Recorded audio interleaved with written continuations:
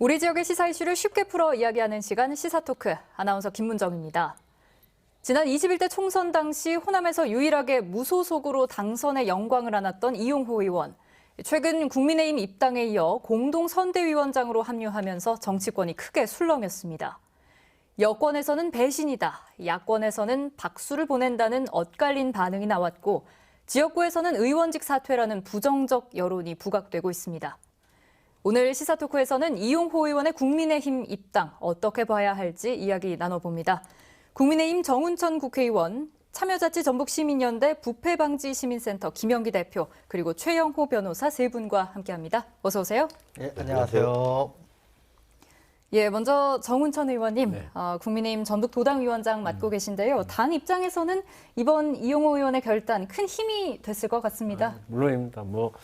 제가 이 국민의힘 당으로 이 전북에 와서 10년 동안 외롭게 이렇게 정당 활동을 하고 정치 활동을 하는데, 이번에 현역 국회의원이 우리 당으로 이렇게 오신 데 대한 그 결단 높이 평가하고요. 이번에야말로 이제 전라북도도 민주당 중심의 일당 독주가 아닌 새로운 변화의 좀 출발점이 되지 않나, 이렇게 해서 환영하고 높이 평가하고 있습니다. 예, 개인적으로도 당 차원에서도 환영한다, 이런 뜻을 밝혀주셨는데요. 두 분도 이번 이용호 의원 입당에 어떤 의견 갖고 계신지 들어보겠습니다. 먼저 대표님. 언론이나 성명서를 보면 배신자, 변절자 이런 비판들이 많은데요. 제가 볼 때는 그렇게 요란스러워할 이유가 없다고 봅니다. 이용호 의원의 어떤 과정을 보면 무소속으로 당선된 이후에 거의 2년 가까이 민주당이 구걸하다시피 입당을 계속 시도했거든요. 근데 이미 범여권이 180여 석에 이르는 민주당에서는 한 의원을 받아들이면서 지역의 갈등을 조장할 이유가 없기 때문에 계속 거부를 해왔고, 그런 과정 속에서 최근의 어떤 전국적인 정치적 흐름 과정 속에서 개인적 이득을 위해서 국민의당으로 갔다, 이렇게 저는 보고 있고, 특히 임순란 지역은 전통적으로 지금 30여 년을 평가해 보면은요, 여야 무소속들이 삼자 구도가 굉장히 각축을 벌이는 지역입니다. 이번에 이용호 의원이 입당이 받아들이지 않은 이유도 강대한 세력이 전 이강래 의원 어떤 세력이라든지 또 다른 세력들이 있으면서 중앙당에서 영향력을 행사하면서 강력하게 제지를 가했거든요. 그리고 또 변절자라고 말하는 과정을 보면 무소속으로 출마해서 당선되면 민주당에 입당하겠다. 우리 전북 지역의 무소속들이 모든 의원들이 다 그 이야기를 합니다. 기초의원부터 광역의원, 국회의원까지 당선되면 당연히 꽃밭에 있는 안락한 삶이 보장되는 민주당 입당해서 차기의 공천을 원활하게 받으려고 한 거였는데, 이렇게 오랫동안 입당을 시도하면서 받아들이지 않은 첫 번째 또 사례이기도 하거든요. 한 1년 정도면 웬만하면 다 받아줬었는데 이용호는 그런 것들이 됐고, 개인적으로 이용호 의원의 역사를 보면 정치를 2004년부터 했더라고요. 근데 민주당, 국민의당, 무소속, 이번에 국민의힘까지 그때그때 상황에 따라서 이렇게 정당들을 이렇게 옷을 바꿔 입었습니다. 그런 것 보면 이용호의 정치 성향은 일관된 어떤 게 아니라 어떤 실용적이고 세류에 이렇게 발맞추어서 정치를 하는 분 같아요. 그냥 그런 그릇으로 보면 되는 것이지, 또 현재 민주당에 있는 사람들도 선거 때마다 당을 바꿔와서 저같이 정치에 관심 있는 사람도 당 이름을 헷갈릴 때가 많거든요. 지금도 그렇지만. 그래서 그때그때 유불리에 따라 삽종예능도 하고 당명도 바꾸고 영입했다 또 탈당했다. 안철수 바람에 전국을 힘을 합칠 때는 대거 또 국민의 당으로 갔다가 식으니까 또다시 당을 막 바꿔 썼다가 바른미래까지 가고 민주당으로 오고, 이런 과정들을 군산에 또 의원은 또 쉽게 입당하잖아요. 그러니까 민주당으로 다시 돌아왔잖아요. 유턴해가지고. 그러니까 이런 것이 있기 때문에 보고, 또 유권자 입장에서 보면 우리 전라북도에도 국가 권력의 대통령의 문제는 좀 다른 문제지만 국회의원에는 야당 의원이 있어야 합니다. 그래야 저희가 그 문제 차근차근 추후에 논의해 보도록 조금만 하겠습니다. 추가를 해드리면, 아까 김영기 처장님 개인적 이득 때문에 했다는 거는 조금 더 좀 지나치고, 제가 보기에는 이렇게 개인적 일 때문에 했는데 물론 그 틀에서 보면 야당 의원도 필요하니까 그건 알아서 그런 점도 있는데, 판단할 문제죠. 제가 보기에는 이번에 결단을 내리게 된 배경을 조금만 더 얘기 드리면, 지난 한 1년 동안 저하고 몇 번 통화를 하고 만나고 그랬어요. 그런데 과거 탄핵 정당의 완전 바닥이라면 못 들어왔을 겁니다.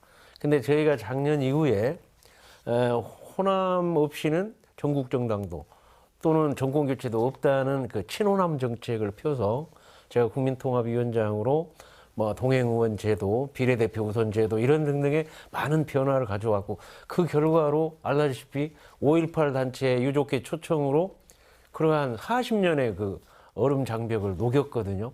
근데 그러한 변화, 또 금년 6월 11일 날 그 36살 먹은 우리 청년 정치인 이준석이 당대표가 되면서 우리가 가장 구태정당, 과거의 그 꼰대 정당 그런 이미지가 확 변화되고 정치 지형이 좀 바뀌었다. 쇄신과 변화가 일어났거든요. 그런 기반 위에서 결단을 내리게 된 배경도 됐다. 그래서 이제 좀 분산 투자하자. 이제 쌍발통 정치 가자 이러한 것이 이 투합이 어느 정도 됐다는 말씀을 정치 철학적으로 보면은요. 네. 우리 전라북도의 민주당 의원들이 만약 경상되었으면 그 국민의힘 의원 할 사람이 대다수입니다. 그래서 여기가 민주당 말등만 박으면 당선인 지역이니까 자기 색깔을 흐리멍텅하게 회색으로 만들어 놓고 민주당에 그 권리당한 모집에서 공천받아서 당선되는 거고, 만약에 그분들이 강원도나 저기 충청도 그 경상도였으면 전부 다 국민의힘. 그래서 우리 민주당 전라북도의 의원들이 본인들은 진보 뭐 개혁을 찾지만 실상 그렇지 않은 사람들이 태반인 거죠. 예, 두 분 의견이 좀 분분한 가운데 최 변호사님 오래 기다리셨습니다. 어떻게 보세요? 뭐 제 평가보다 우선 이제 이용우 의원이 국민의 입당까지 어떤 과정을 한번 설명을 드리고 아마 시청자들께서 한번 평가 내리시는 것도 도움을 좀 드리겠습니다. 그래서 2016년 4월에 국민의당, 그때 이제 안철수 녹색바람을 통해서 당선이 됐고, 2018년 2월 국민의당이 이제 바른미래당과 통합 과정에서 분당에서 이제 바른미래당, 민주평화당 이렇게 분당이 됐어요. 그 과정에서 이용우 의원은 어느 당에 속하지 않고 무소속으로 남게 돼요. 그리고 2018년 6월 지방선거에서는 사실 이때 무소속으로 남았지만 당시에 민평당 후보를 지원을 했어요. 그 시장 후보를 지원을 했고, 2018년 12월에 전남의 국민의당 출신의 송금주 의원하고 함께 민주당 입당을 신청을 했는데, 그때 이제 민주당에서 2019년 초에 이제 입당을 거부하면서 타당 후보를 도왔던 사람이다 해서 거부를 그렇죠. 해요. 그다음 2020년에 파란 잠바를 입고 무소속으로 이제 내가 당선이 되면 선거위에 지역 주민의 뜻에 따라 당을 정해서 들어가겠다라고 하시면서 무소속으로 당선이 되고, 그 다음에 2021년 4월에 민주당 입당을 신청했는데 민주당이 사실은 답을 안 내렸어요. 일종의 유야무야 되고 2021년 11월에 본인이 입당을 철회하고 이제 올해 12월에 국민의힘 입당을 했습니다. 아마 이런 과정 보시면서 각각의 평가는 어떠한 좀 시청자들께서 해주시면 좋을 것 같아요. 예, 이용호 의원의 국민의힘 입당을 두고 지역 내에서도 의견이 분분합니다. 이번 결정이 전북 정치 지형, 나아가서 대선에 미칠 영향까지도 조금 궁금해지는데요. 관련 영상으로 먼저 보고 난 뒤에 이야기 이어가겠습니다. 더 이상 국민을 편가르기 하고 갈라치는 운동권 정치를 용인해서는 안 된다. 이용호 의원이 국민의힘에 입당하면서 한 발언입니다. 발전하기 위해서는 무엇보다도 지역 갈등을 완화하고 또 국민 통합을 하는 게 먼저라고 생각했습니다. 민주당의 텃밭인 호남에 교두보를 발현한 국민의힘은 잔치 분위기입니다.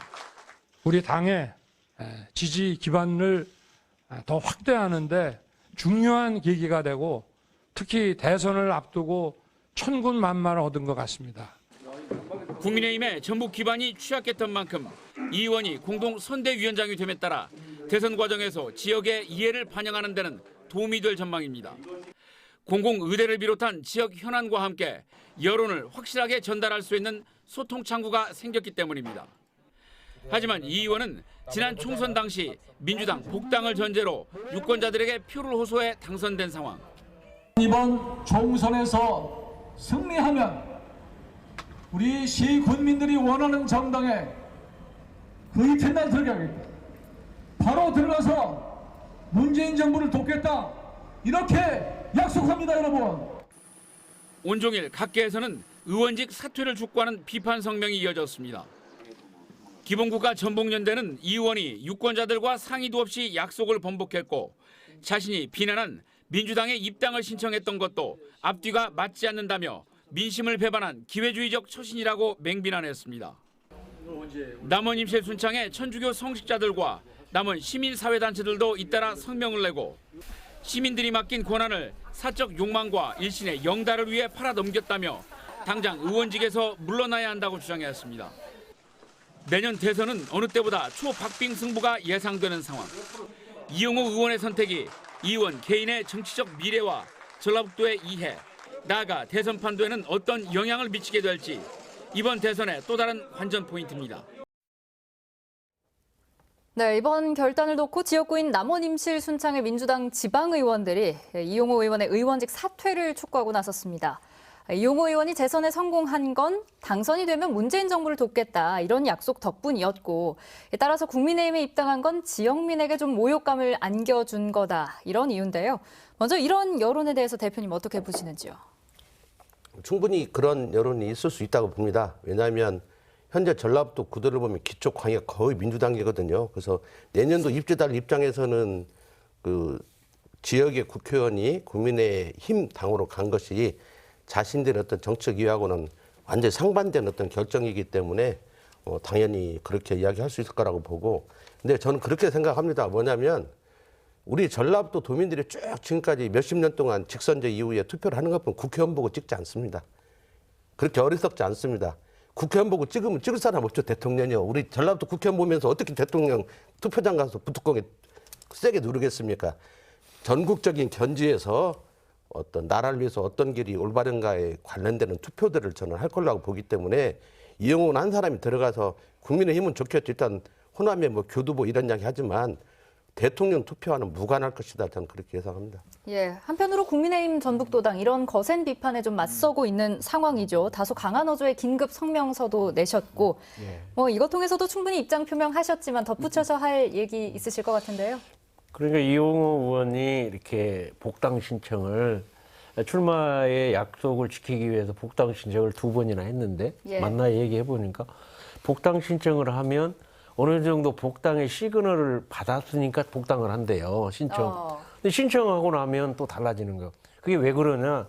그 계파 정치, 기득권 정치, 기득권 그러한 여러 가지 지역 패권 카르텔이 도저히 그 진입을 못하게 만들어 놓고 이제 우리 당으로 넘어오니까 그 배신이다, 뭐다 이렇게 얘기하는 것은 이제 민주당이 좀 반성을 해야 할 일이지. 그렇게 우리 이용호 의원을 그렇게 막 사퇴하라고 할 만큼의 그러한 정당성이 있느냐? 저는 없다고 봅니다. 예. 오히려 민주당이 이제 반성해야 된다 이렇게 보고 있습니다. 예, 변호사님은 어떻게 보세요? 지역 정서상에 이제 대선 앞두고 있잖아요. 사실 지방선거나 총선을 앞두고 있으면 좀 얘기가 달라질 수 있는데 대선을 앞두고 있으니까 사실 제 주위에는 이제 중도나 기존에 뭐 민주당에 대한 비판적인 분들도 많음에도 불구하고 결국 대선에서 와서는 사실은 뭐 민주당을 욕하면서 민주당을 찍는 정서가 좀 있어요. 그러면서 지금 국민의힘 입당은 적의 편으로 갔다. 적이 됐다라고 생각을 하는 정서가 있기 때문에 아무래도 이제 부정적인 인식이 많을 것 같아요. 근데 지금 그 이용호 의원의 국민의 입당을 두고 이제 2가지 상반된 시각이 있는 것 같아요. 하나는 뭐 철새나 배신이라는 시각이 있고, 하나는 이제 전북 정치에 좀 지형을 넓혔다, 좀 다양성을 확보했다라는 이 2가지 측면이 좀 있는 것 같은데, 개인적으로는 그냥 뭐 이용호 의원이 민주당에 입당했으면 별 뉴스가 됐겠어요. 국민의힘 입당됐으니까 뉴스거리가 좀 되고, 그럼 또 이용호 의원 개인에게 봤을 때에도 다음 선거 본인이 이제 뭐 모르겠어요, 장관을 가고 만약에 이제 국민의힘에서 대권을 잡아서 어떤 요직을 가는 걸 또 가능성이요? 별개로 본인이 또 국회의원 나오고 뭐 다른 선거를 준비한다고 했을 때는 사실은 꽃길만은 아니거든요. 본인 뭐 정치적으로 일단 한 도전을 했다고는 보여집니다. 예. 뭐 당사자 역시 입당을 고려하면서 이런 염려들을 충분히 했을 것으로 보입니다. 뭐 지역민들에게 보낸 문자를 잠시 보면 민주당 복당을 이루지 못해 죄송하다. 민주당은 저의 진정성을 받아주지 않았다. 뭐 민주당 내부의 패권과 기득권을 넘지 못했다. 또 윤석열 후보로부터 수차례 간절한 도움의 요청을 받았고 이를 뿌리치기 힘들었다. 이런 내용들이 있었는데요. 실제로 이용호 의원 아까 세 분도 말씀해 주셨지만 복당을 지속적으로 요청했는데 받아들여지지 않았습니다. 국민의당에서 활동한 이력이 큰 걸림돌이 됐다. 이런 얘기가 나오는데요. 이에 대한 세 분 의견도 좀 들어보도록 하겠습니다. 의원님 어떻게 보세요? 물론 이제 이용호 의원의 이제 일단 우리 국민의힘으로 들어오는데 아까 뭐 개인의 이익이라고 부르는데 저는 이렇게 보고 있어요.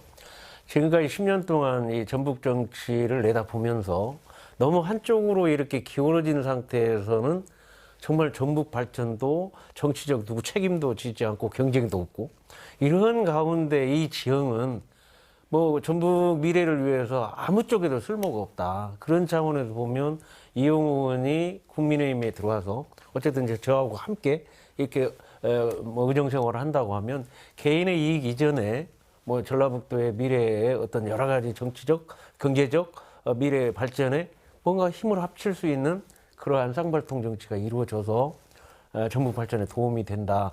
그런 차원의 새로운 이제 시작점이 됐다는 점을 우리 도민들께서 이렇게 봐주신다고 하면 이게 바로 또 하나의 정치 발전의 한 단계 아닌가 이렇게 내다보고 있습니다. 예, 대표님은 어떻게 보세요? 그건 뭐 좋게 해석하면 그렇고 또 나쁘게 해석하면 변절자인데요. 우리 전라도 상황이 우리 정운천 의원님조차도 삼각구도 속에서 당선이 됐거든요. 근데 만약에 1대1 구도였으면 당선되기 어려웠을 겁니다. 그걸 아시니까 이제 빨리 비례 위성정당으로 대표해가지고 또 재선 의원이 되시고 뭐 지금도 전라도를 위해서 열심히 일하고 있지만 아마 이성을 잃지 않고는 다시 전라도 지역구로 돌아올 일은 없을 것 같아요. 지금 분위기로 봐서는. 그만큼 이 민주당을 떠난 어떤 국회의원을 상정하기 어려운 곳이 전라북도이지만 정치는 살아 움직이는 생물이라고 했고 또 이용호의 이력이 경향신문 기자에서 출발해서 김대중 정부 때 국무총리실에 있었더만요. 그리고 잠깐 또 비서관도 했고 그리고 그 뒤에 새천민주당으로 2004년에 이강래 의원과 경쟁해서 압도적으로 졌죠. 그 열린우리당 광풍이 불었잖아요. 탄핵 어떤 선거라고 하는. 그러니까 이강래 의원과는 이미 2004년부터 악연이 형성되어 왔는데 이 입당이 받아들이지 않는 건 지역구 의견이 중요한데 박기승 전 지역위원장 그룹도 있고 또 아직도 살아있는 권력이라고 할 수 있는 이강래 전 의원 그룹들이 그런 그룹들이 강력하게 그 입당을 반대했기 때문에 입당이 되지 않은 거고 이용호 의원 입장에서는 이 삶의 과정이 정통 민주당이라고 볼 수가 없어요. 뭐 실용적으로 자기 그때그때 이익에 맞게 당을 바꿔가면서 의원됐고 낙선됐고 이런 과정을 거쳤기 때문에 뭐 이 지금 현재 속에서 버스 떠난 뒤에 뭐 손 들어봤자고 비난하기보다는 차라리 현역 의원이니까 어쨌든 그 국회 내에서 우리 전라도를 위한 여러 가지 일들을 아무래도 국민의힘에 힘든 비례대표 의원도 있지만 지역 의원이면 훨씬 더 할 수 있으니까 차라리 그런 걸 기대하는 게 맞다 이렇게 봅니다. 예, 변호사님 어떠세요? 예, 이제 민주당 복당이 쉽지 않았던 이유는 이제 두 번 했잖아요. 첫 번째는 분명하게 민주당에서 거부를 하면서 사유를 밝혀요. 뭐 이제 타당의 간부였고 이제 무소속 신분으로 이제 타당 후보를 도왔다.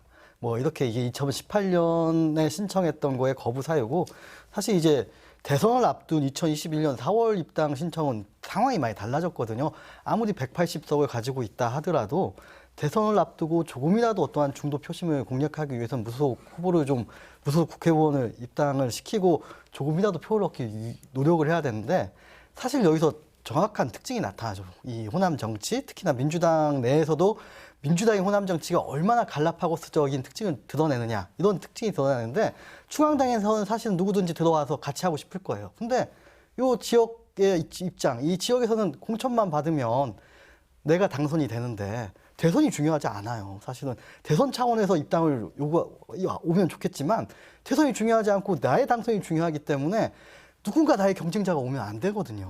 이런 사실은 민주당 이 호남 정치가 전체 정치 측면에서도 그러니까 텃밭이라서 따놓은 당상이기 때문에 그게 내가 돼야 한다. 뭐 이런 심리일까요? 예, 전체 정치도 지금 호남 정치가 갈라파고스라고 하는데 사실은 민주당 내에서 이 민주당의 호남 민주당 자체가 훨씬 더 좀 기이한 형태로 발전하고 있는 것 같아요. 예. 일례 하나만 들으면 군사를 상정해 보면 됩니다. 김관영 의원이 입당하는데 큰 문제 없었거든요. 예. 신영대 의원이 쿨하게 들어와라 해버리니까 지역에 분란이 없습니다. 왜냐하면 김관영 의원도 똑같이 지난번에 선거 나와가지고 민주당을 맹폭을 가했죠. 그럼에도 불구하고 큰 거식이 없이 들어오면 지역구의 어떤 특정, 특히 임순란 지역의 어떤 강력하게 오랫동안 30년 이상 뿌리내린 그 세력들의 각축전이 타 지역보다 훨씬 갈등이 심하다는 걸 반증하고 있는 측면도 있습니다. 네.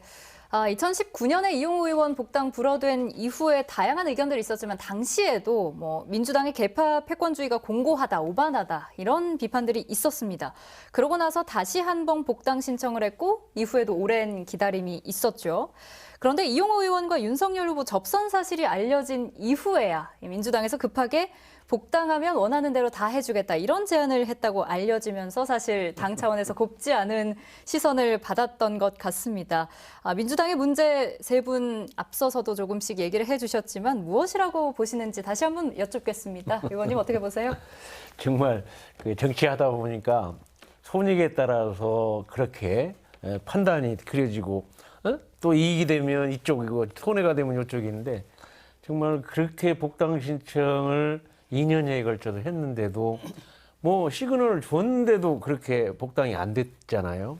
근데 윤석열 후보 만나니까 잃어버릴 것 같으니까 잃어버리면 더 안 된다는 그러한 것이 또 욕심이 생겨서 그런 얘기 나와서 참 어떻게 보면 안타까운 일이죠. 이게 정치라는 게 국민을 위해서 신념을 갖고 자기 옳은 방향으로 나가야 되는데 누구 한 말이 했다고 해서 이렇게 가고 저렇게 가고 하는 게 매우 안타까운 일인데 다만 이제 그 가운데에서도 이용호 의원과 이제 대화를 하다 보니까 굉장히 그 민주당에 대한 배신감 또 민주당에 대한 아픔을 계속 가져서 일개 현역 의원이 2번이나 복당 신청을 했는데도 계속적으로 무슨 이유도 없이 그냥 깔아 뭉개버리니까 그러니까 거기에서 우리 윤석열 후보를 만나고 또 제가 그냥 가서 강력하게 우리 한번 쌍발동 정치를 해보자 하니까 그러한 어떤 기초가 이게 되면서 만약에 그러면 거기서 또 민주당이 아니다 우리 워라 했는데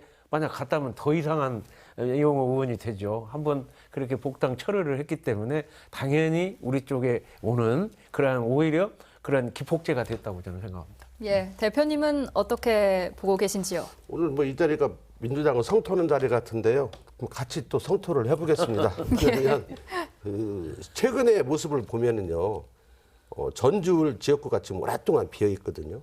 임순남 지역도 마찬가지죠. 근데 만약에 이 지역구가 서울이나 완전 경쟁 지역이었다면 충청도라 이런 데 있었다면 이렇게 긴 시간 동안 지역 현장을 비워놓을 수가 없습니다. 여기에 민주당이 우리 전북 지역을 바라보는 오만함이 있는 거거든요. 그러니까 여기는 지역구를 2년간 비워놔도 그다음에 현역 단체장을 직무대행을 시켜도 무늬만 전북 사람 같지도 않은 전북 사람을 선대위원장을 이번에 전주를 시켰죠. 이렇게 시켜놔도 내년 지방선거라든지 대선이라든지 총선에 아무런 영향이 없다고 생각하는 그 오만함이 있는 겁니다. 민주당 안에는. 그리고 그 오만함은 항상 맞았어요. 왜냐? 95%부터 80% 아니면 압도적인 다수가 어떤 상황이든 공약을 이행 안 하든 새만금 이야기했다가 최대한 뭘 하든지 간에 공공기관을 광주로 다 이전을 하든 대전으로 통합을 하든 묻지마 투표를 해왔기 때문에 그런 거거든요. 물론 그 묻지마 투표 속에도 어떤 전북인들의 정서가 있을 수 있죠. 오랫동안 아픔을 갖고 소외라든 이런 정서가 있겠지만 그런 과정이 쉽게 말하면 현재의 이런 걸 만드는 거거든요. 충청북도처럼 선거 때마다 여야가 막 6대4 이쪽으로 한때는 민주당에 싹쓸이했다가 다음 때는 옛날 한나라당에 싹쓸이 이런 과정들이 반복되는 지역이면 어림도 없는 일들이 우리 전라북도에서는 가능한 게 현재 민주당 중앙당의 행태다. 저는 이렇게 봅니다. 예, 두 분이 입을 모아서 비판해주고 계신데 변호사님은 어떻게 생각하세요? 저도 비판할 게 예. 많을 것 같아요. 사실은 좀 만만하게 보는 거죠. 사실 제가 국회 가서 가장 놀랬던 거는 기자들이나 보좌진들도 그래요. 민주당에서 민주당 호남 3선은 수도권 초선이랑 같은 급이다. 이런 얘기를 해요. 그러니까 사실 호남의 지역구에서 본인들이 그렇게 생각하는 거죠. 쉽게 다니는 사람들 아니냐, 저 사람들은. 이미 저평가를 하고 들어가고 그리고 사실은 수도권에서는 사실 대선을 지금 잡아야 되거든요. 어떻게든 중앙당 다 잡아야 되는데 사실 지역구에서 이런 다툼은 사실 잘 몰라요. 오히려 중앙당은 잘 모를 거예요. 사실. 그래서 대선 사실은 이 지역에 계서 정치를 하시는 분들은 대선이 크게 와닿지 않죠. 내 어떠한 당선이 중요한 거니까. 아마 이용호 의원도 복당이 되면 내 경쟁자가 되니까 못 오는 거지. 뭐 그런 이유가 가장 큰 거죠. 예. 물론 이렇게 당이나 뭐 정치적 계산과 같은 그런 문제도 있지만 이용호 의원 개인의 정치적 신념과 지향을 보고 또 그를 선택한 유권자 입장에서는 상당한 허탈감도 있었을 것 같습니다. 뭐 지난한 과정이었다고 하더라도 지역의 유권자들이 원했던 만큼 민주당 복당 신청을 기다리거나 혹은 무소속으로 활동할 수는 없었을까 이런 의견도 사실 조심스레 나오는데 이에 대해서는 어떻게 보시나요? 과거의 개념이라면 일반적으로 기다렸을 거예요. 제가 보기에는. 왜냐하면 너무도 우리 국민의힘이 척박하니까. 예. 또 여기 가서 이익도 거의 없고. 예? 그런데 지금 많은 변화를 가져온 게 뭐냐면 아마 이용호 의원도 그거를 생각했을 텐데 저희가 금년 6월 달에 그 이준석 36살 정치 활동 청년이 이제 당대표가 되면서 우리 2030이 한 1200명, 1300명이 당원이 들어왔어요. 당원 책임당원으로 들어오고 정치적 지형 변화가 많이 일어나고 또 우리가 동행 의원으로 예산, 법안 또는 자매결연 등등이 만들면서 지지율이 한 20%까지 올라가고 그런 가운데에서 이용호 의원이 이제 판단을 어떻게 할 거냐 하는 그 가름해를 댈 수 있는 단계가 온 거예요. 그러니까 만약에 그것도 없었더라면 그냥 울며 겨자 먹기로 그렇게 마음이 아파도 그대로 있거나 무소속으로 있을 수도 있을 텐데 막 그러한 정치 지형의 변화의 물결이 우리의 그러한 구심력을 이렇게 따라올 수 있는 그 계기가 됐지 않느냐. 그래서 저는 생각할 때 소신 신념으로 본다면 뭐 안 오는 게 더 나을 수도 있지만은 정말 전라북도 미래를 위하고 발전을 위해서 앞으로 지금 이런 정치 지형은 안 되겠다 하는 마음이 더 우선했기 때문에 뭐 개인의 이익 플러스 그러한 마음과 함께 이렇게 온 게 아닌가 이렇게 생각이 됩니다. 예. 아전인수적인 해석이라고 저는 생각이 드는데요. 만약에 현재 대선 구도가 예. 민주당 후보가 압도적으로 우세했다면 절대 이런 선택을 하지 않았을 겁니다. 그런 그러니까 좀- 현재 대선 구도가 박빙이고 또 뭐 이용호 입장에서는 잘 되면 또 뭔가 할 수 있을 것 같고 결과가 좋으면 이제 안 되면 쪽박 차는 거지만 예. 그런 과정에 있지 현재 아무리 지금 국민의힘 당이 의원님이 노력한다고 해서 지금 목표가 두 자릿수 득표지 당선 가능성 이런 건 아무 상관없거든요. 의원님도 다음에 못 나오잖아요 여기에. 그러니까 나올 겁니다. 안 나오신다고 해놓고 아까 나는 사석에서는 안 나오신다고 하더만. 아니 왜 도지사를 안 나온다고 했지. 그런 어떤 과정이 있기 때문에 현재의 대선 구도 속에서 예. 어떤 선택이지 뭐 아마 이용호 의원도 하다가 아마 다음 총선 안 나고 또 뭐 이상한 또 위성정당 비례대표 하려가도 모르고 어디 따로 지평구 쪽으로 갈 수도 있고 아니면 또 다른 쪽으로 갈 수도 있는 거거든요. 그래서 어떤 그런 현재의 정치 구도 속에서 문제지 장기적인 전라북도 미래를 놓고 한 판단은 아니라고 봅니다. 물론입니다. 그 승부수를 자기가 얘기했어요. 윤석열 후보 당선되는 거를 승부수로 걸고 나는 왔다. 꼭 당선시키겠다. 이런 거는 분명히 맞습니다. 그것도 공감합니다. 예. 변호사님 의견도 들어보겠습니다. 뭐 이제 왜 무소속으로 안 남았냐 이런 뭐 질문을 할 수 있는데 사실은 뭐 또 의원님도 계시지만 국회의원이 무소속으로 나오면 굉장히 할 수 있는 게 하나도 없어요. 저 개점 유업 상태예요, 일종이에요. 사실은 뭐 어떤 경우까지 있냐면은 국회에서 본회의가 열리고 여야가 대립하잖아요. 그리고 갑자기 이제 본회의가 열려요. 무소속은 연락을 못 받아요. 그래서 뭐 거기 하루 종일 앉아 있는 경우도 있고 사실 뭐 무소속 의원이라는 게 한계가 너무 많죠. 그래서 본인은 당을 선택해야 되는 본인이 이제 정치적으로 어떠한 뭐 꿈이 있고 이념 뭐 지향하는 게 있다고 한다면 뭐 당을 선택할 수 없는 거 어쩔 수 없다고 보여집니다. 예. 뭐 의견 비슷한 질문일 수도 있겠습니다만 뭐 철새 정치 논란도 있지만 한편으로는 정치인이 자신의 이익 혹은 상황에 따라서 당을 옮겨가는 게 뭐 이렇게도 큰 논란이 돼야 하나 이렇게 생각하시는 분들도 계신 것 같습니다. 어떻게 생각하시나요, 대표님? 우리 한국 정치의 현 주소라고 봅니다. 한국 정치가 어떤 이념적 색깔이나 노선에 의한 정당들이 아니고 쉽게 말하면 어떤 그때 민주당도 본인들은 진보라고 말하지만 어떤 역사책이나 이런 걸 봐도 민주당을 진보라고 할 수 없거든요. 세계로 나가면 우리나라 안에서 이야기지 뭐 개혁 세력이라고 할 수는 있어요. 근데 우리가 지금 국민의힘당도 너무 또 우파 정당이나 하기는 너무 구구적 성격이 많고 뭐 이런 그래서 아직도 우리 한국 정치가 어떤 개인 중심의 어떤 뿌리에 온 그 정당의 역사를 아직도 벗어나고 있지 못하기 때문에 민주당 의원이나 국민의당 의원이나 경상도 있으면 당연히 정계에 나오려면 국민의힘당으로 출마를 하는 거고 전라도 있으면은 거의 이성을 잃지 않는 이상 도저히 공천을 받을 수 없다고 하는 분들하고 일부 진짜 진보적 인사 빼놓고는 다 민주당으로 가거든요. 그전에 막 민주당을 비판하다가도 정치 가려면 바로 민주당 칭찬하면서 가던 이용호 의원이 갑자기 그렇게 내가 알기에 과격하지 않은 사람인데 막 가자마자 민주당 공격하잖아요. 근데 뭐 갑자기 국민의당에 이제 행동대가 돼야 또 뭔가 충성스러운 모습을 보여야 또 자기 어떤 존재감이 있으니까 그런데 그만큼 우리 한국의 현재 정치인들이 정치 철학이 없어요. 그때그때 관계, 학연, 혈연, 지연, 지역구도, 그다음에 유력한 정치인과 친분 이런 거, 그다음에 당선 가능성을 보고 정당을 선택하지 몇 사람 빼고는 다 왔다 갔다 합니다. 아니, 그러니 저는 제정신이 아니어서 여기다 출마를 했네요. 그때는 희망을 바뀌었죠. 그것 뭐냐면 정치는 다 처음에는 당선될 걸로 생각하고 착각하고 나오는데 두세 번 떨어지다 보면 이제 이성이 돌아와서 냉정한 판단하는 거죠. 근데 기왕에 이 얘기가 나왔으니까 제 얘기를 좀 하면 저는 어떤 당선 목표로 한 게 아니고 이 지역 구도를 깨려면 한 10년은 투자하자 해갖고 2번 떨어지고 8년 만에 당선이 됐거든요.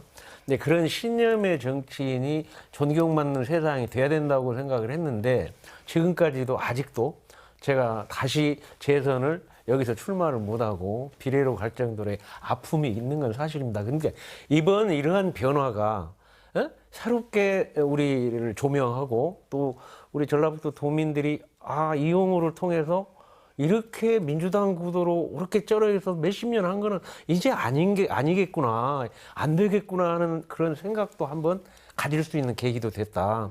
그런 차원에서 이용호 의원의 그 선택, 또 하나는 아까 우리 변호사님 말씀대로 무소속으로서는 할 일이 없어요. 그럼 무소속은 이 당으로 갈 거냐, 저 당으로 올 거냐, 선택의 문제에 중간에 있는 거거든요. 이 중간에 있으면서 앞으로 미래의 새로운 정치를 생각할 수 있는 건데 이용호 의원은 좀 위험하지만은 그거를 선택하겠다 해서 선택한 거예요. 나는 우리 도민들이 존중해 줘야 된다고 저는 생각합니다. 예, 어떻게 보면 정 의원님 말씀은 뭐 새로운 지평을 열었다라고 보시는 것 같고요. 변호사님 생각도 들어보겠습니다. 한 두 가지 관점에서 좀 얘기를 해야 될 것 같아요. 이제 하나는 사실 우리가 너무 비판을 하는 거에 대해서 뭐 배신자다, 철새다 이런 부분에 대해서 제가 2017년 대선을 한번 예를 들어볼게요. 최저임금 비판을 많이 하잖아요. 사실은 근데 문재인, 홍준표, 안철수, 유성민, 신상정 의원 다 최저임금 올린다고 했어요. 시점은 2020년까지 10,000원이냐, 임기 내 10,000원이냐 이 차이였어요. 그다음에 원자력 발전소 비판을 많이 하잖아요. 근데 이 5후보가 다 이 위험성을 평가해서 그러니까 좀 정도의 차이는 있지만 원전에 대해서 줄이겠다. 원전을 좀 지금 설치를 보류하겠다. 이런 얘기는 다 했어요. 그러니까 지향점은 어찌 보면 같았다. 이게 사실은 우리 정당이라는 게 그러니까 어떠한 이념 정당을 지향하는 게 아니라 대중 정당을 지향하고 그때그때 다수의 의사를 반영하고자 하거든요. 그럼 사실은 지금 정책적으로 봐도 지금 좀 이제 뭐 자유 얘기 나오고 자유민주주의 나와서 좀 시장 얘기가 나오면서 좀 대립이 있는 것 같아 보여도 거의 비슷한 얘기하고 있어요. 지금도 사실 보면 뭐 코로나 100조 얘기하고 있고 비슷한 얘기 하잖아요. 사실 정책으로 따지면 대선이 끝나면서 대선이 가까워지면서 비슷한 얘기, 비슷한 정책, 비슷한 공약들은 나올 거예요. 사실 그러면 민주당하고 국민의힘 무슨 차이가 있지? 라는 질문이 하나 있을 것 같아요. 그다음 이제 두 번째 얘기를 할 것 같으면 사실 우리가 이제 정서상으로는 국민의힘을 너무 못 받아들이잖아요. 사실은 우리가 뭐라고 했냐면은 국민의힘을 두고 적폐니 토착의군이 이런 얘기를 해요. 사실 근데 국민의힘도 국민의 반절이 지지하는 정당이에요. 사실 옛날에 민주당을 두고 국민의힘 계열에 그러니까 뭐 한나라당, 민정당 이게 메인스트림이었을 때는 민주당과 호남의 정치인들을 빨갱이, 뭐 공산주의 이런 얘기로 해서 비판과 비난과 그다음에 거의 저열한 비난을 했었거든요. 근데 이제 와서 지금 사실 민주당이 그걸 똑같이 답습하고 있는 것 같아요. 국민의힘, 지금 호남에서도 국민의힘 어떠한 의원이나 국민의힘 정치인들을 두고 토착애고 적폐, 뭐 쟤들은 다 잘못됐어. 이런 생각을 갖고 있는데 사실은 우리 국민 절반 가까이, 사실 양당 다 절반 가까이가 지지하는 정당이기 때문에 우리가 이제 87년 헌법 이후에 30년 가까이 지금 체제가 계속되고 있는데 서로 이해를 하고 사실 신뢰를 해야 되거든요. 타 당에 대해서 신뢰를 하고 그게 사실은 그 다음 걸음으로 나갈 수 있는 길이 되는데 아직도 사실은 상대를 무너뜨려야 되고 상대가 못해야 내가 이기고 뭐 이런 지금 정치가 되고 있다 보니까 좀 걱정되는 면이 많이 있습니다. 예. 부연 설명하면 현재 이런 87 체제의 이야기를 하셨잖아요. 저는 그래서 87 체제의 헌법이 개정이 돼야 한다고 봅니다. 근데 여야나 헌법 개정을 하자고 하면서 눈앞의 이익 때문에 자꾸 미뤄지고 있는데 이 대통령제의 폐해이기도 합니다. 그다음에 국회의원 소선거구제의 폐해거든요. 뭐 아니면 돕니다. 100% 얻든지 100% 뺏기든지. 그러니까 죽기 살기로 싸우는 거예요. 형제간에도 다른 당으로 나오면 왼수됩니다. 바로. 그러니까 그런 어떤 구조가 좀 더 한국 사회든 성숙해 가는 만큼 좀 다양성에 맞게 가서 우리 좀 6대4 정치, 6대4, 5대5까지는 아니더라도 7대3, 6대4 정도의 어떤 정치가 예. 좀 자리를 만들면 이런 문제들이 많이 해결이 될 것 같아요. 정치인으로서 공감하고 미안하게 생각합니다. 빨리 그건 바꿔야 된다고 저도 동의합니다. 예. 전북 정치권에서 사실 이 무소속 후보로 당선이 됐다가 보수 정당에 입당한 사례가 이번이 처음인데 이렇게 이례적인 사건이 발생한 거지만 사실 이런 행보들이 구체적으로 전북 정치권 지형에 어떤 변화를 미칠 것인지 또 민주당이나 혹은 국민의당을 향한 전북 민심에도 변화가 있을 것으로 보시는지 이런 부분 좀 궁금합니다.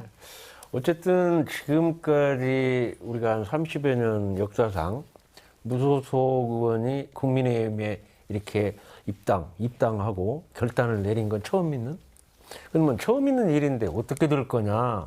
당연히 민주당에서 저렇게 배신이다, 뭐 사퇴하라 하는 거는 그만큼 영향이 있을 것 같으니까 하는 거겠죠. 또 저희 국민의힘 입장에서는 너무 외롭게 뭐 10% 이하의 지지율밖에 안 되는 상태에서 외롭게 했는데 요새 이제 동행원 제도 또 우리 젊은 2030의 변화 예. 이런 게 물꼬가 좀 터지고 있어요. 거기에 우리 이용호 의원이 저희 당에 입당함으로 해서 과거에 박근혜 대통령 될 때가 13.2%였거든요. 저희 지지율이. 이명박 대통령이 될 때 9%.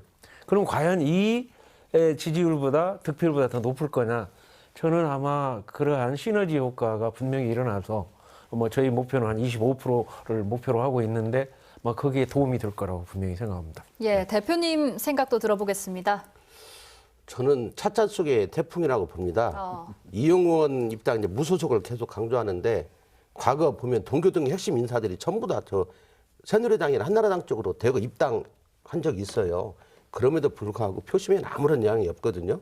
그러니까 우리 전라북도에서도 뭐 전통대로 보면 김동영 씨라든지 이런 분들은 저쪽에서 활동했지만 지역에서 영향력은 없는 거거든요. 물론 사적으로 만나면 좋아하죠. 근데 공적 영역, 투표 영역에서는 영향이 없다. 그래서 국회의원 한두 사람의 어떤 이동이 저는 원내 정치를 하는 데는 필요하다고 봅니다. 국회에서 입법 활동이나 이런 데는 굉장히 필요하죠. 근데 대선하고는 아무런 영향력이 없다. 그래서 이렇게 막 지역에서 지금 저렇게 싸우는 것도 대선과 이 지방선거를 놓고 싸우는 것이지 다른 게 아니라고 그 시기가 아니면 저렇게 싸우지도 않거든요. 남원에서 막 하는 것도 그래서 저는 큰 틀에서 보면 큰 영향력 없으니까 그냥 각자 자기 능력껏 열심히 하면 된다 이렇게 생각하는 게 맞는 거 아닌가 이런 생각을 하고 영향력이 있다고 해서 3분의 1 이상 영향력을 갖기는 어려운데 전통적으로 임순남 쪽은 그런 경향성이 아무래도 좀 전북에서도 소외받아서 그런지 아니면 지역적 특성인지 모르지만 그 말씨도 좀 타이가 그런 전통들이 있기 때문에 그 틀 안에서 움직이는 정도라고 저는 보고 있습니다. 제가 전제하는 건 뭐냐면 이용호 의원이 와서 그런 시너지에서 큰 효과를 전제한 게 아니고 그동안에 우리가 동행의원 제도 뭐 호남 없이는 정권교체 없다는 걸로 끊임없이 노력한 그 기반 위에 또 이준석 대표가 당선되면서 그런 2030의 변화, 이러한 변화의 물결 속에 시너지 효과가 분명히 뭔가 플러스 일어난다. 알파적인 요소이다라고 일어날 말씀하신 이건 것 분명할 같습니다. 겁니다. 예. 이준석 의원이 더 당대표에 당선 내가 인정하겠는데 동행의원도 아는 우리 같은 사람은 알 수가 있어. 정치에 관심이 많은 일반인들 하나도 몰라요. 예, 그 아니, 부분에 많이 알고 대해서는 있어요. 저희가 또 다음 기회에 얘기 나눠보는 걸로 하겠습니다. 예. 이용호 의원 입당 연결해서 우리 지역의 고질적인 정치 문제도 한번 들여다보겠습니다. 전북은 그야말로 묻지마식 투표, 일당 독식이 자연스러운 지역이 됐습니다. 이런 투표가 정말로 우리 지역에 도움이 됐느냐, 혹은 우리 지역에 무엇을 남겼느냐, 이런 것들을 묻는다면 세 분은 어떤 대답을 하고 싶으신지 여쭙겠습니다. 먼저 변호사님 어떻게 보세요? 지금 이제 일당 독점이고 뭐 경선이고 당선이다 뭐 이런 말을 너무 쉽게 하잖아요. 사실 근데 되게 너무 무서운 얘기죠. 사실 우리 정치의 이 호남의 정치에서 지금 생략된 게 사실 정산 과정이 생략이 됐어요. 사실은 뽑아놓고 잘못했으면 바꿔야 되는 건데 뽑아놓고 잘못했고 욕하고 또 찍어요.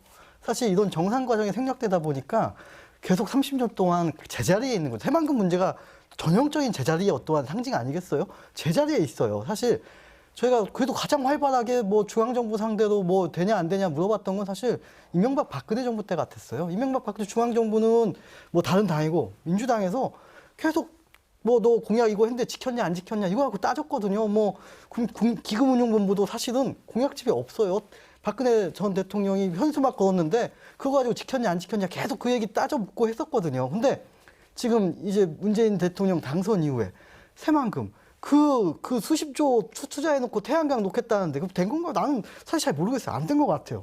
그다음 뭐 재산 금융 중심지 유치, 국립치유농원, 군산조선소 재가동 뭐 된 거 있나요? 근데 여기 지금 어떠한 민주당 의원들이 그거에 따져 묻나요? 난 따져 묻는 못 봤어요. 잘하고 있대요. 잘 되고 있고 우리 지금 정부 잘 되고 있고 사실 이렇게 무언가 사실은 정산 과정이 있고 네가 잘했냐 잘못했냐를 따지고 그다음 투표로 심판을 해야 되는 건데 우리는 뽑아놓고 그다음에 심판 과정이 생략되다 보니까 30년간 제자리인 것 같아요. 사실은 이러한 정상과 심판 과정을 제자리에 돌려놓는 거 그게 사실 민주주의의 정상적인 과정이거든요. 그런 과정이 좀 돌아왔으면 좀 하는 바람이 있습니다. 예, 대표님 어떻게 보세요? 좋은 지적인데요. 현실이 불가능하게 만들거든요. 저는 그런 이야기를 합니다. 중앙당의 대표든 국무총리가 기초원 선거 나와도 떨어지는 데가 여기다. 왜? 여기서 정치를 안 한 사람은 권리당원 일단 없습니다. 권리당원 없다 보니까 민주당의 최근의 모습은 권리당원 50, 여론조사 50인데 어떻게 인지도는 먹고 들어갈지 모르지만 우리 전북 국무총리 누군지 잘 몰라요. 잠깐 하다가 지나가면 저분이 어떤 분인지 할 정도니까 이 동네에서 정치활동 오랫동안 하지 않으면 현재 경선 카르텔에 들어가지 못하면 민주당의 주류죠 이게. 기득권이고 여기에 포함되지 못하면 그 누구도 유능한 장관이 내려도 떨어지고 이렇게 됩니다. 그러다 보니까 최근에 드는 생각은 이런 게 있어요. 선거는 내년에 있는데 진짜 온몸을 다 바쳐서 저분은 당선이 돼야겠다고 하는 사람이 수백 명이 지금 뛰고 있는데 몇 명이나 되는가 손가락에 꼽을 정도라면 도지사 선거를 봐도 뭔가 전라북도 변화를 위해서는 관료 독재가 없어지고 좀 더 정치인들이 유능한 정치인들이 하는데 현재 경선 구조가 속에서 누가 나와서 현 기득권을 이길 수 있는가? 전주시장, 뭐 각 지자체, 기초 광역까지 보면 쉽게 말하면 현재 구도 자체가 새로운 인물이 들어올 수 없는 구조입니다. 이준석 같은 사람이 나올 수가 없어 여기는요. 쉽게 표현하면 그래서 그러면 전체 유권자가 바꿔내는데 그것도 아니고 이렇게 이런 어떤 구조가 전북 정치를 좀 더 활력이 떨어지게 만들어지고 왜냐하면 유권자를 바라보지 않고 유권자는 딱 14일날만 바라보면 되고요.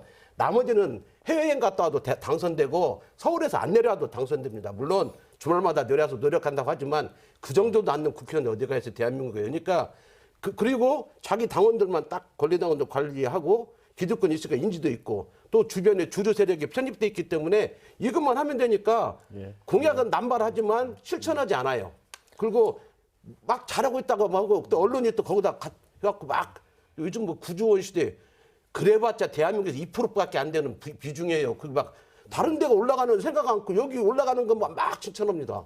2% 경제거든요 예산이. 그러니까 근데 막 엄청 전라북도만 늘어나고 다른 데는 안 늘어난 것처럼 하는 분위기가 있거든요. 이게 다 기득권 카르텔 안에서 움직이기 때문에 그러는데 이것을 깨지 못하는 한 근데 현재에서는 안 돼요. 왜냐하면 유능한 사람이 정치에 나오질 안 해요.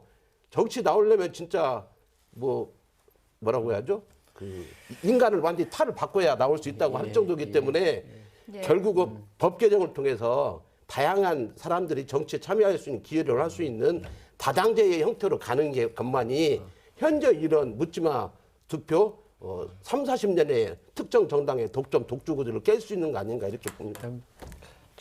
정말 이 내용만 나오면 굉장히 좀 서글퍼져요. 제가 이걸 깨기 위해서 10년 동안 사실은 노력하고 있는데 좀 구체적으로 한번 얘기하면 전번에 문재인 대통령 만들 때 우리 당의 홍준표 후보가 3.34%, 3%. 저쪽은 거의 65% 나와서 우리 전라북도가 최고의 득표율을 줬거든요. 근데 결과적으로 지금 5년이 지났는데 이 공약 실행률이 불과 13% 정도예요. 누구도 이 얘기를 못합니다. 결국 제3금융중심지다, 뭐 공공의대다, 뭐 현대조선다 다 공약을 해놓고 된 게 없어요. 뭐 또 새만금은 뭐 아까 얘기한 태양광 패널이나 보이는 정도. 그래서 이 지역구도 이런 지역 독점 구도를 깨지 않고는 전북의 미래가 없다는 걸 다 알면서도 그 도민들이 깨달음이 행동으로 깨닫기는 해요. 아, 이러면 안 되겠다. 그러고는 포장 속에 가서 또 똑같은 일이 있기 때문에 이번에 이러한 변화의 물결을 가지고 우리가 이렇게 또 도전하고 또 하는데 저는 뭐 정말 끈질기게 얘기하는 게 이제는 함께 상생할 수 있는 어느 정도의 지분을 달라. 운동장에서 1,100이 운동하는데 한쪽만 있어갖고는 안 되는 거 아니냐. 제대로 좀 될 수 있는 그런 선거 때마다 똑같은 얘기인데 그런 얘기들을 이제 실천적으로 꼭 옮겨서 우리 전북 발전의 미래의 그 희망을 보일 수 있도록 꼭 해야 됩니다. 예. 선거철은 주권자의 시간이라고 하죠. 결국 유권자들의 한 표 한 표가 모여서 정치와 또 정치인이 바뀌는 것이기 때문에 유권자들의 변화도 무엇보다 절실할 것 같은데요. 변호사님 어떻게 보세요? 제가 이제 정서를 말씀드리는데 사실 뭐 정서가 쉽게 변하지 않을 거예요. 근데 분명한 건 정서도 바뀐다는 거예요. 사실은 뭐 아까 국민의힘에서도 뭐 굉장히 자랑하셨지만 청년 당원들이 많이 입당을 하거든요. 사실 저만 해도 약간 저도 이제 좀 뒷세대라 그런지 제 주위에 뭐 민주당 뭐 비판하고 뭐라고 해도 사실은 뚜껑 까고 유권 기표도 가면은 정해져 있거든요. 찍는 사람들은. 근데 아마 이런 정서들이 저보다 어린 친구들, 20대 친구들 이해를 못 할 거예요. 왜? 뭐가 잘못됐는데? 잘못하고 있으면 딴 데 찍으면 되지. 이렇게 생각을 할 거거든요. 이런 정서는 분명히 바뀔 거고 저는 사실은 지금 뭐 국민의힘도 있지만 사실 그 전에 국민의당이 굉장히 잘못이 크죠. 민주당 외에 다른 당이 있다는 걸 분명히 호남에서 보여줬는데 사실은 뭐 4년이 뭐예요. 2년밖에 못 가가지고 자기네들끼리 지리멸렬했잖아요. 그런 어떠한 대안 세력들이 전혀 좀 성장하지 못했던 것들 사실 그때 그 국민의당 했던 분들이 사실은 여기서 굉장히 좀 속고대죄해야 된다고 좀 생각이 듭니다. 예, 대표님은 어떻게 생각하세요? 참 안타까운 일이죠. 저도 사회활동을 27부터 했는데 지금 이제 내일 모레 60을 바라보고 있는데 여전히 그 투표 형태라든지 아니면 전라북도 주도 세력은 단 한 번도 교체된 적이 없습니다. 국민의당 같은 경우도 민주당 주류가 안철수 바람 타고 잠깐 그쪽으로 옮겨간 거예요. 그러니까 크게 보면 범민주 안에서 움직이는 세력이라고 보고 그런 어떤 변화가 없는데 아까 말한 대로 저는 법 개정이 전제되지 않으면 대선 때 아무리 제3지대 정당이 만들어져도 대선 때 또 우리 한국 사회는 양당 구조, 양쪽이 진영 싸움으로 가면서 제3지대를 인정하지 않기 때문에 대통령 후보를 제대로 못 내는 정당이 지역에서 살아남을 수가 없죠. 흡수통합돼버리고 합당해버리고 유권자를 배신하는 것도 싫은. 그래서 그런 안철수 실패 사례가 있기 때문에 앞으로 더 힘들 거다. 안철수 때 국회의원들을 다 몰아줬던 다음에 몰락해버렸잖아. 한 방에. 그러니까 그런 법 개정의 전제가 필요하고 저는 국민의당도 그 정우천 의원 여기 계시는데 혼자만 모든 어떤 노력하고 희생하고 과실 혼자 평가받지 말고 이번에 2030이 많이 들어왔다고 하니까 전라북도 적어도 광역단위 선거구에 기초원 한 명씩은 내세요. 내서 심판받고 그들은 젊으니까 한 번에 실패를 하더라도 실패 교훈 삼아서 두세 명 뽑는 데서는 다음에는 될 수 있게 만들어가는 게 필요하다. 그렇게 노력하자. 찍고 싶어도 찍을 사람이 없는 게 지금 또 국민의당 전라북도 모습 아닙니까? 듣도 보던 사람이 도전하고 듣도 보던 사람이 나오는데 지금까지 한 번도 활동도 안 타가 펴달라고 하면 누가 줘요? 그건 떨려서도 거기 못 찍고 찍으려고도 무효표 될 겁니다. 옆으로 찍혀가지고. 그러니까 그런 그 본인만 노력하는 게 아니라 주변도 같이 노력해서 세력화되지 않으면 지역에 뿌리내리기는 어려운 거죠. 아니, 제가 노력한 걸 뭐 인정을 해주시는 것 같은데 제가 지금 6년째 현역 의원으로서 활동하고 있지 않습니까? 그러다 보니까 정말 민주당이 그렇게 노력을 안 해도 당선되지만 저는 노력하지 않으면 당선 안 되잖아요. 그러니까 제가 죽어라고 일을 하는 거예요. 근데 지금 한 10년 사이에 우리 전라북도의 큰 구찌를 얘기하면 새만금 개발청 국가기관, 또 기금융본부, 전북 이전, 또 이를테면 탄소산업진흥원 다 어떻게 보면 50% 제 손을 거쳐서 합의를 했거든요. 그러면 국민 여러분들이 그걸 인정해가지고 아, 너 잘해라 하면 뭔가 변화가 일어난다고요. 지금 예산 문제도 얘기를 별거 아니었다고 하지만은 별거 아니라고는 안 했고요. 아니 전남 예산이 8조 3천억인데 우리가 8조 9천억, 6천억이 더 많아요.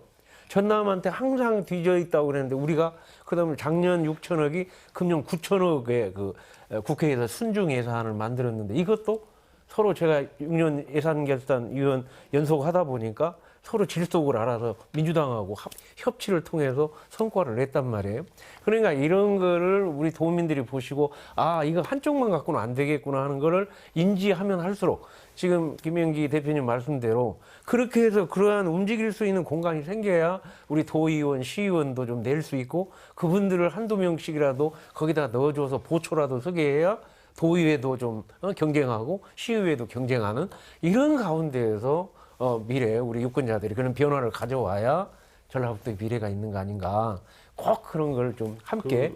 그리고 한 가지는 꼭 이제 꽉 생각나는데 기초단체에 단체장과 기초원 공천 이제 폐지했다 다시 슬그머니 또 했잖아요. 그 국회의원 기득권 아닙니까? 그 다시 폐지해야죠. 기초는. 예. 그것도 공감합니다. 뭐 테이블이 지금 막 이제 달아오르고 있는 것 같지만 저도 좀 아쉽긴 하지만요. 예, 이제 마무리할 시간이 다가옵니다. 앞으로 다음 기회를 통해서 또 2라운드가 펼쳐질 수 있길 기대해 봅니다. 다가오는 2022년 새해에는 대통령 선거와 지방선거가 연달아 있죠.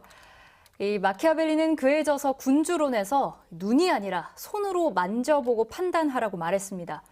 실망과 회의로 정치를 외면한다면 또 겉으로 보이는 것만 믿고 충분히 사유하지 않는다면 다음 4년 후, 5년 후에도 나와 내 가족의 미래 그리고 전북의 미래는 보장받을 수 없을지 모릅니다. 어쩌면 지금은 우리의 목소리가 가장 잘 들릴 시간입니다. 나아지는 삶에 한 표를 던지고 싶다면 지금이 가장 큰 분별의 기회가 아닐까요? 오늘 시사토크 여기서 마칩니다. 여러분 고맙습니다.